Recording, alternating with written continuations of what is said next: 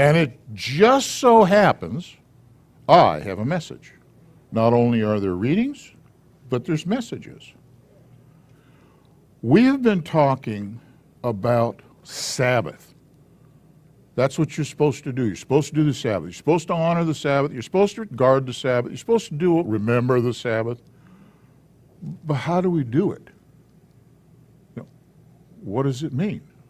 That is an excellent topic. Yahweh, open our eyes that we might see wonders from your word. I'm speaking to the whole house of Israel, to those that wish to join, to those that have joined. Yeshua said, I was not sent except to the lost sheep of the house of Israel. So who is Israel? It's 12 tribes. That's of the sons of Jacob, and any sojourners or foreigners who join themselves to Israel. It's not hard. You remember the story of Ruth? That's all you got to do is what she did. Okay, review of last week. We talked about the appointed times of Yahweh. These were out of Leviticus chapter 23. They're called Moadim, which means appointed time. That's right, that's what it means. And here's what it says in Leviticus 23. This is Yahweh speaking. Okay, this isn't Moses' idea. This isn't one of their priests or somebody like that. Yahweh said, speak to the children of Israel and say to them, the appointed times of Yahweh, which you are to proclaim as set apart gatherings, my appointed times are these. Very first thing he lists is the weekly Sabbath. Then he goes in and discusses the other 7 feasts. But he tells us the first thing is 6 days' work is done, but the 7th day is a Sabbath of rest, a set-apart gathering. You do no work. It is a Sabbath to Yahweh in all your dwellings. The word Sabbath means rest. Simple. Okay. In the 10 commandments, the 4th commandment says, remember the Sabbath day to set it apart. That's it. Remember the Sabbath day to set it apart. 6 days you labor, you do all your work, but the 7th day is the Sabbath of Yahweh your Elohim. You do not do any work. Okay, now before somebody gets excited and says, well, wait a minute, we're saved, we don't have to do all that stuff. But Paul says, the but Pauls will say that. Here's the deal. We are justified by our faith in Yeshua. Okay, that's how you got saved, by the faith in Yeshua. That didn't end it. If that's all there is, well, that's not all there is. We are sanctified by our obedience to the commandments. The commandments were given by Yeshua. We've discussed this before. He was the one up there on Mount Sinai that gave them to Moses. It tells us that in James, that Yeshua is the lawgiver. So these are his commands, Yahweh's commands. Yeshua is the deliverer. And we're sanctified by obeying them. Sanctified means being set apart. Yahweh set apart, okay? Holy. Holy, I don't like to use the word holy, and here's why. It is messed up word. It has been massaged and reinvented and turned around. Holy avocado, Batman, and all that other kind of stuff. It's ridiculous, so I don't want to use it. I use the word set apart because that's kind of really descriptive.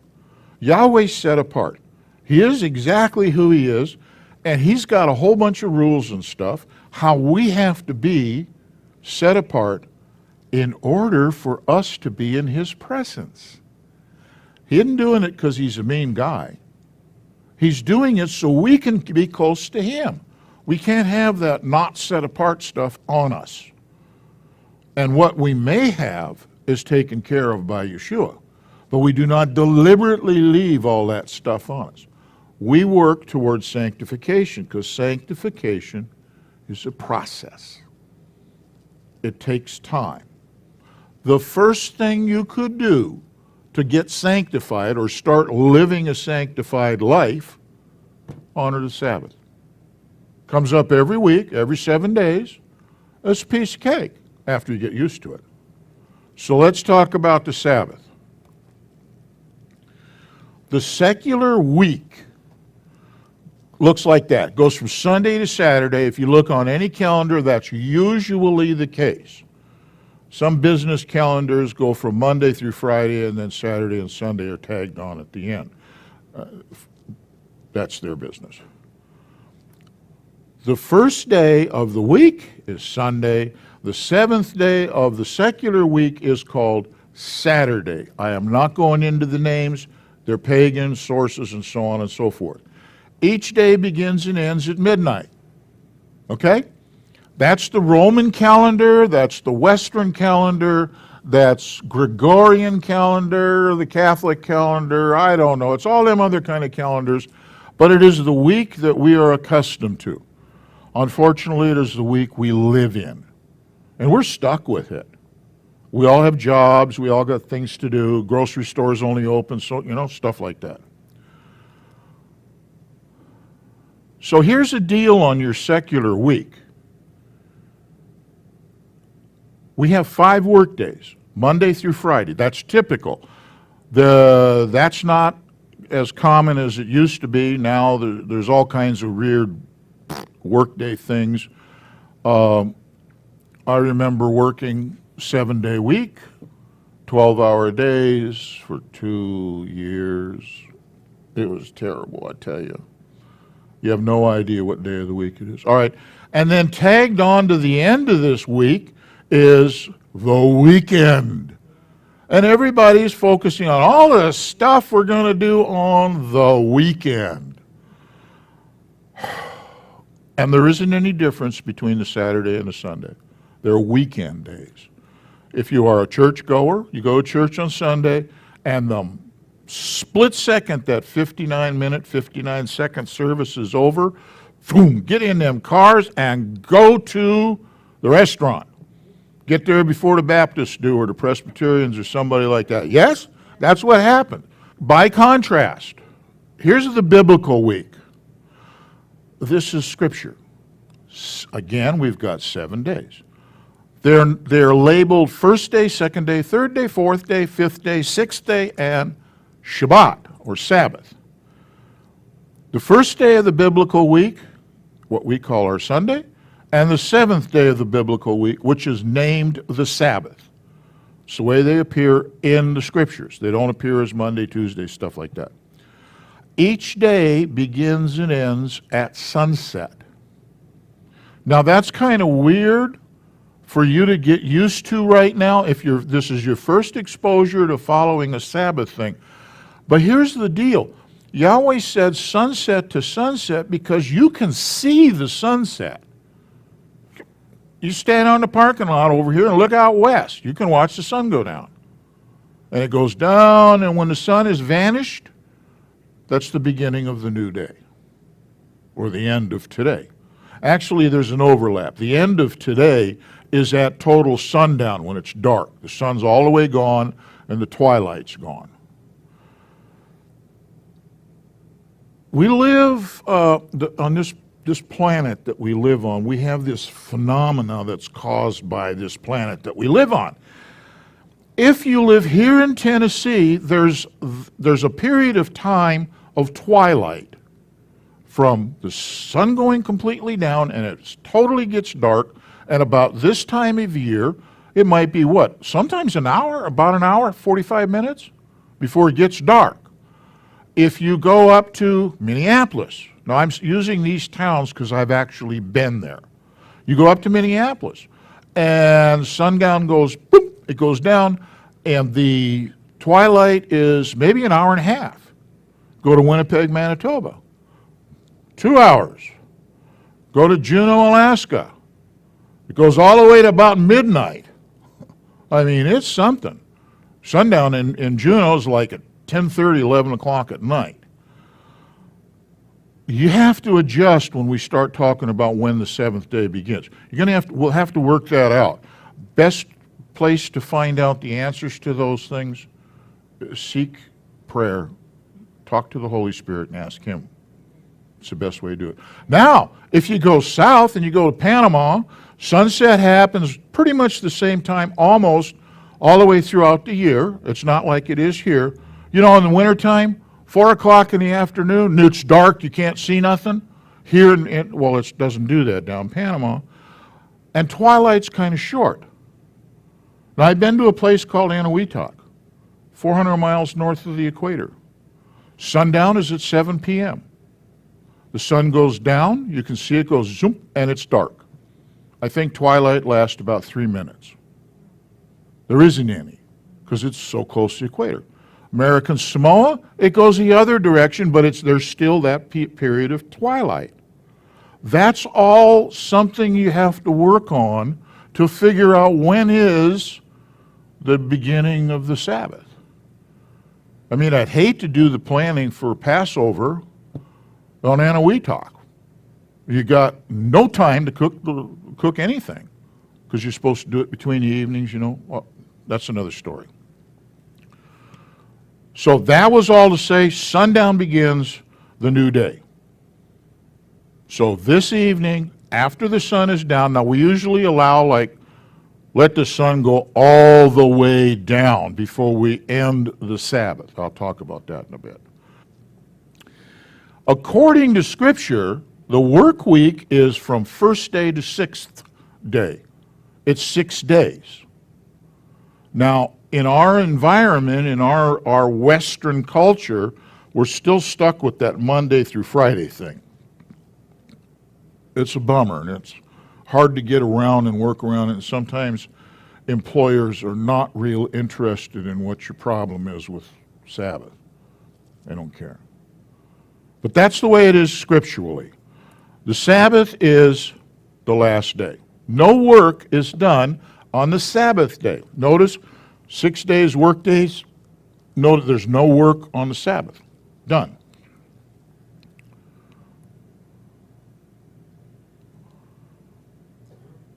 The Sabbath begins at sundown on the sixth day, on Friday, sixth day, and it ends after sunset on the seventh day. The Sabbath started last night a little bit before 7:30. Sunset was at 7:36, so we started our Sabbath, maybe 20 minutes before sunset, something like that. We like to do it that way. We will end the Sabbath sometime around 8:30 tonight. The sun will have been down, it will have been dark. Now, some people say you go out and look for 3 stars. That's Jewish tradition, there's nothing wrong with it. You can go ahead and do that. When you see 3 stars, it's dark. Okay, that's the idea behind that. We've got our work days. Get all your work done during the 6 days of work. Now, take your thinking like you've been having it. We live in this Western society. Shift everything out a little bit.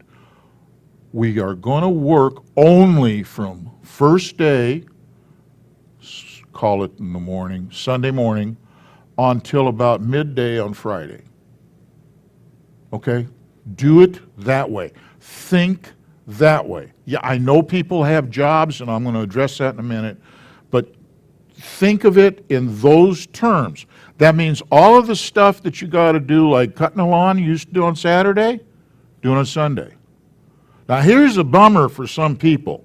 My mother didn't like this, passed away. Sailing. She loved to go sailing on the Sabbath, on Saturday. Sailing meant yard sales. So you don't do yard sales on the Sabbath. Sorry, when you're driving by them to get here, you can't stop. The 6th day is preparation day. If you change your focus from our Western thinking to Yahweh's thinking, the center of your week is the Sabbath. I have a suggested work week. Here's what we're going to do. On the Sunday, we're going to mow our lawn, get all that outside stuff done, the raking, the dragging, all those the things. If we got to go to the big box stores, Lowe's or what's it, Walmart, something like that, get that done on Sunday. If you used to do it on Saturday, don't do it. Just do it on Sunday. That way it's out of your way later. Or you can go to church, you can get family outings and fun stuff. Do it on a Sunday. Go to the park, the picnics, go to the lake, go to do all of that stuff. Going to church to have praise and worship, I don't see anything truly wrong with it. This is my opinion, okay? I'll tell you what, if you ask Orthodox Judaism, they'll beat me up over that, going to church. But you can if you want to, and do your praise and worship and stuff like that. Sunday is not the Sabbath. I don't care what they say, it was not changed in Scripture. Now, this is something that we've talked about here on Wednesdays. It was changed by the Catholic Church. I'm not being anti-Catholic about it. That's fact.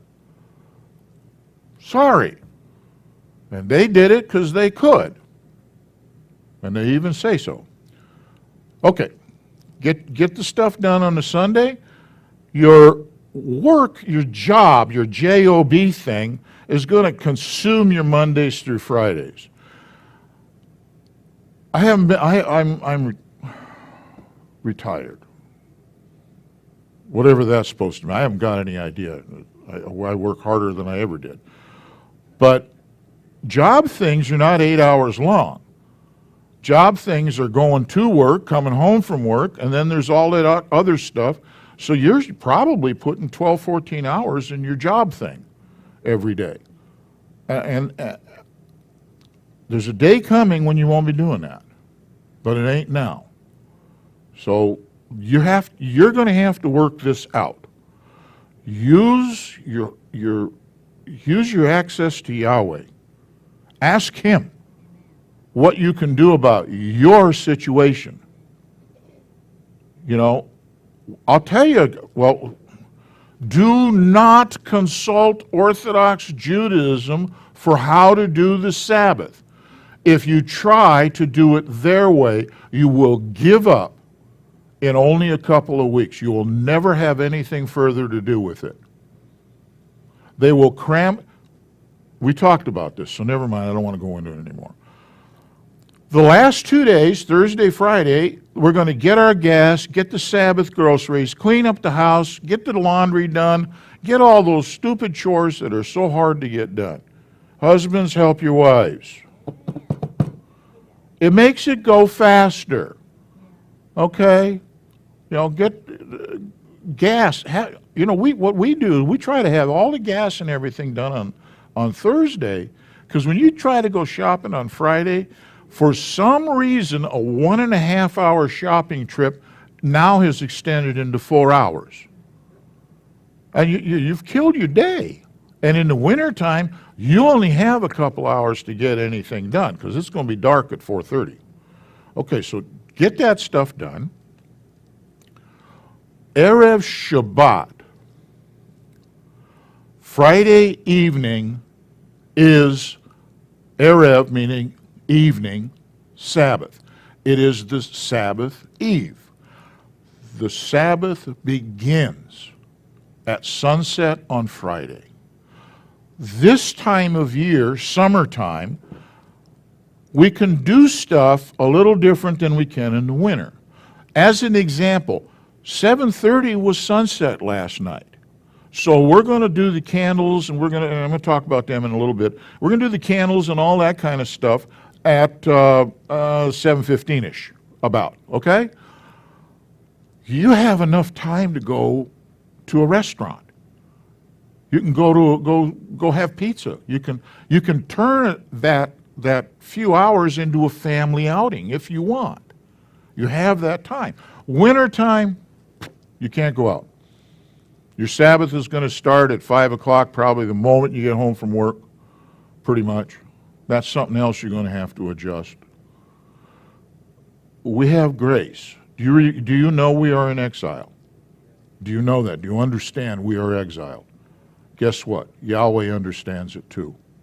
He knows we're in exile, and we're trapped in exile. So you come home from work and it's dark on Friday. Do the best you can. The Erev Shabbat begins at sundown.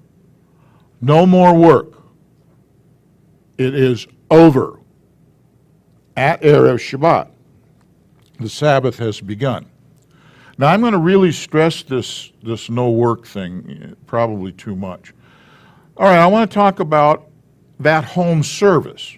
Let's just skip that we went out or something like that. And if you want to, that's wonderful.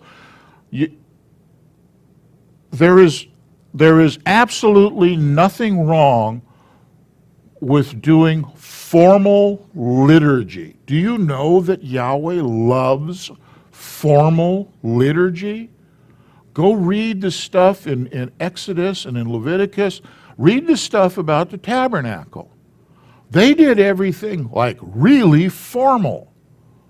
They didn't go into the holy place whenever they felt like it. They had to go in with a purpose, and only certain people could go. He likes that stuff.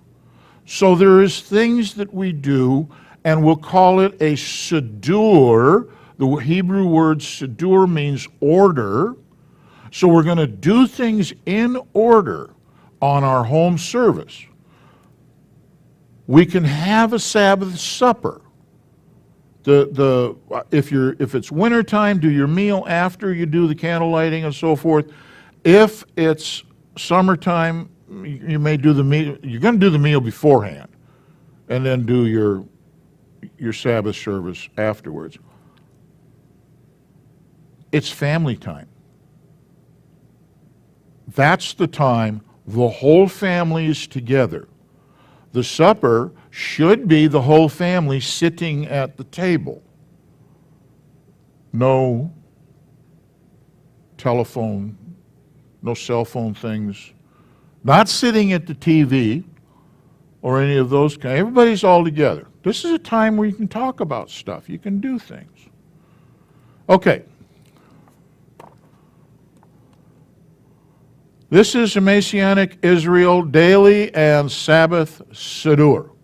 This thing is a go-by.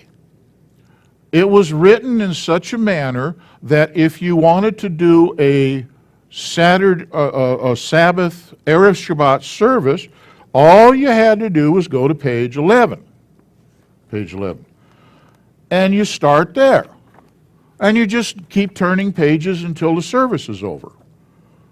Now, if there's stuff that you don't know how to do or you don't want to do, you don't have to. You don't have to do everything in here. What will happen is your family will develop their own traditional Sabbath service. Now, I've been to some people's house, they do a candle lighting, and that's pretty much it. Others, they do the candles, they do the wine, they do the bread, and they take the Orthodox siddur and they go through it and they read all kinds of stuff and they're there for 40 minutes, an hour, or whatever. So there's all that in between. You will develop your own tradition for your own home. So these are the two places you can get it from. Chris is going to put this on Yeshua Sabbath Church's website, which is at yeshuasabbathchurch.com. Or you can go to servant2000.org. That's Restoration Ministries website. I haven't been on there for a long time, so I'm sorry it's not up to date. And there's a little click box for the siddur. You click it. Download it. It's all PDF. Erev Shabbat. Erev Shabbat. No work. Really. Get it all done before Erev Shabbat. This is a hard thing to do, but don't be trying to do the laundry and so forth. The Erev Shabbat is for the family. Here's what we do at our home. We do the candle lighting. Candle lighting is a tradition. It's a Jewish tradition. It's not commanded anywhere. And that's why in our blessing in here we do not use the word commanded with regards to the blessing over the candles. You are setting the Sabbath day apart by lighting the candles. Here, these two nice candles. These you can buy nice fancy candle holders or whatever. You can use bottle caps for whatever, and set the day apart formally. It's usually done by the woman in the home, and there is a blessing said. And I tell you, I've been to some homes, and it's just so cool, this whole thing. There are other liturgical blessings that are done. They're in here if you want to follow them, or some of the other Siddurim that are online, you can get theirs and they have a bunch of them. You can have a praise and worship time. You guys can sing, your family can sing, and so forth, for those that like to do that thing, or you make the kids do it anyway, whether they like it or not. Okay, there's a blessing for the family in this. Now, this is serious stuff. When we're doing our home Sabbath, we'll light the lights and all of that kind of candles and everything. The next thing we do is the family blessings. So the first one that we're going to do is the Eshet Chayil, which is the blessing of the wife of noble character or the woman of valor. It's out of Proverbs 31, verses 10 through 31. You can read that your own self, right out of your own Bible. That is said by the husband on the wife. At our house, the wife says, the Eshet or Ashrei Haish, the blessing of the husband. And that's out of Psalms 1, verses 1 through 3. And then we bless the kids. We're going to do that here. That's all we do. Then, let's eat. Family time. Okay? Go to bed when you're done. You can go to bed early. You can stay up and watch TV. You do whatever you want to do. Now, some people are going to argue to death with me about whether watching TV or using electronics. Go ahead, whatever. You set your own tradition. Family movie night. Popcorn, pizzas, and all that kind of stuff, there ain't nothing wrong with that. Sabbath day in the morning. You getting that part? No work. It's a day for the family. Here's what you do. It's a time for family prayer. The whole family is going to sit together. The kids are going to get in on this. The wife and the husband, everybody's going to get in on this thing. A time to pray. A time for praise and worship. It's a time for Bible reading. It's a time for home fellowship. There is a home fellowship service in here if you want to use it, or not. Your tradition. For the family, a time for family outings. This might be the only day of the week that the whole family can go do things. Go to the park, go do all that stuff. A time for church or synagogue services. This place is called a church. Come here. A time for those services. A time to visit the sick. Go to the hospital and see sick people. A time for family get-togethers. Go visit Aunt Nelva or Uncle Homer or one of those people. Go visit them. And my favorite thing for Sabbath, nap. The Sabbath ends, the closing of the Sabbath. Now, we do this after the sunset, like when it's dark. we have a thing called the Havdalah service. The Havdalah service employs, again, tradition, a candle. When you light one of those things, they're a torch, I'm going to tell you.